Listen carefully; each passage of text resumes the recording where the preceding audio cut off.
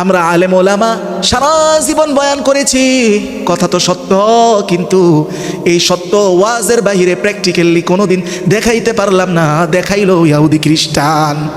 আল্লাহ আমাদেরকে হুকুম দিয়ে বলেছেন, ওয়াআইদ্দু লাহুম মাসতাতা'তুম মিন কুওয়া ওয়া মিন রিবাতিল খাইল। আল্লাহ বলেন তোমরা তোমাদের সাধ্য অনুযায়ী শক্তি, টেকনোলজি এগুলোকে অর্জন করো। কার জন্য? আল্লাহর শত্রু, তোমাদের শত্রু। এই আয়াতের তাফসীরে রাসূলুল্লাহ বলেন মাসতাতা'তুম মিন কুওয়া বলতে সহিহ মুসলিমের 1917 নম্বর হাদিসে রাসূল আলা ইন্নাল কুওয়া আর রমিউ।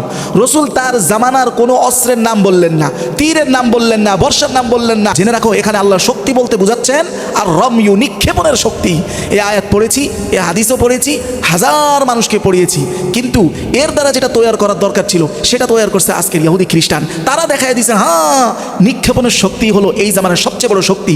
যার মিসাইলের রেঞ্জ যত বেশি সে দুনিয়ার জন্য তত বেশি হুমকি, সে তত বড় বড় ভাই। আর আমি মুফতি আহমদদের মতো ব্যক্তিদের কাজ হলো ওই আরেকজনকে মুনাফিক ট্যাগ লাগায়া বিচ্ছিন্নতা আর বিভাজন করা ছাড়া আর কোনো কাজ নাই। অথচ সূরা আলে ইমরানের 64 নং আয়াতে যেখানে আল্লাহ নিজে বলতেছেন কুল ইয়া আহলাল কিতাব তাআলু ইলা কালিমাতিন সাওয়াইন বাইনানা ওয়া বাইনাকুম আল্লা না'বুদা ইল্লাল্লাহ।